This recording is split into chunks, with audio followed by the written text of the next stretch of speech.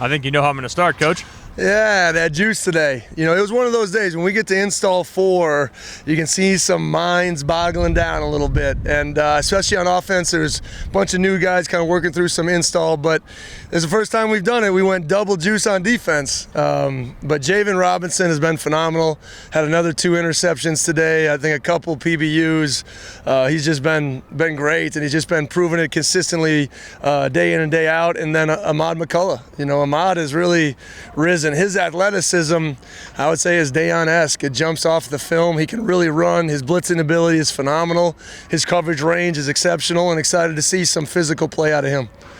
Would you say through 4 days the defense has maybe had the edge kind of over the offense, or do you think it's been pretty even? Yeah, you know I don't get into that stuff. I appreciate you trying to put me on that spot, but at the end of the day, today I wanted to see the offense fight through a little more adversity. You know, I don't think our focus was right a little bit. We had more drops than usual, and those are the things I want to see how guys respond. I mean, body language, how we communicate with each other.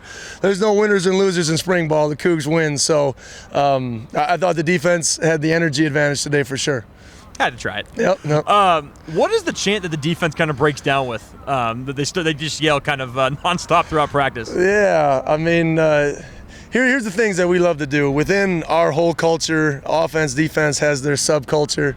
So it's RGB, Mob Deep, and it's got a meaning for them that I won't go into, that you can ask those guys to explain a little bit, but it's just part of a brotherhood that they have over there that's running deep, and RJ and BJ and Jaden and Shaw are really, you know, when you can take a message and bring it to life as players, I mean, that's when it comes to life. So you saw that today.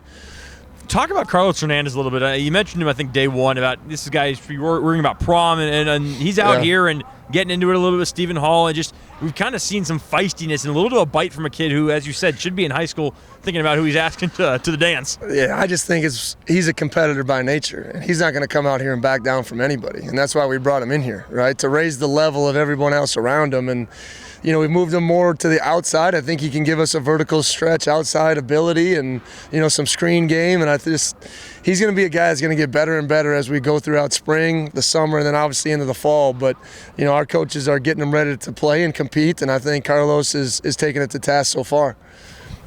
Coach, it seems like the energy that you see out here is not manufactured. It's like it's a genuine, you know, desire to want to be great and be out here and enjoy all the time you can. How nice is it to know that you don't have to worry about psyching these guys up? They come with that energy already. Well, motivation is fleeting, right? Yeah, I can give them a great speech. I can pump them up, and that's momentary stuff. You know, real energy is what you provide to each other.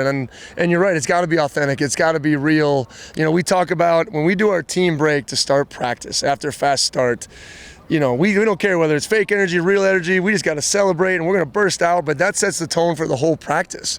But we detail it, we talk about it, but then the players got to take ownership of it. And that's what I love about this group. Everything we task them to do, they come out here on the grass, and they're doing the best they can to implement that. So energies has to be real. No energy vampires allowed. And if you're juiceless, you're useless, right? So, you know, we've been excited with the energy through the first 4 days.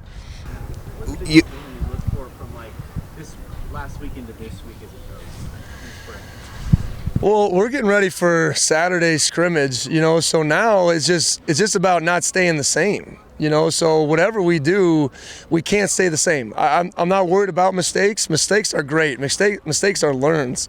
It's about those guys taking their focus and their energy day to day to get better. I just want to see us taking steps forward.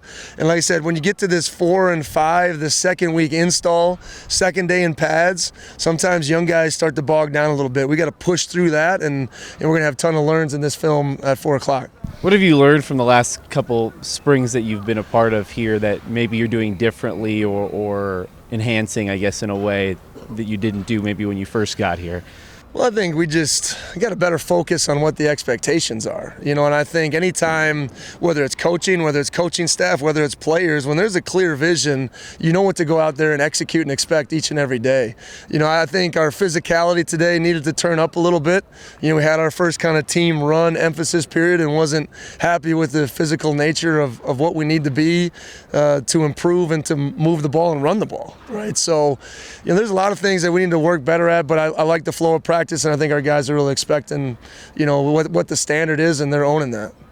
Coach, we always talk about how at this time of year, the team's starting to really gel, starting to come together, get to know each other.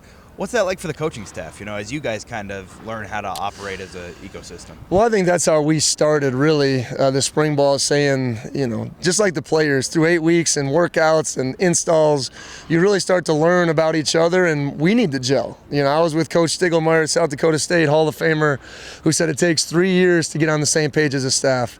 We don't have that time. We don't. So everything that we do has to be a clear vision and has to be communicated first. Because, like I said, our players know when we're not on the same page, and that's the expectation of the staff, so the message can be clear and concise to the players. So, it'll be good to see our offensive coaches, our offensive players, everyone respond from today, and I anticipate they'll set the bar high.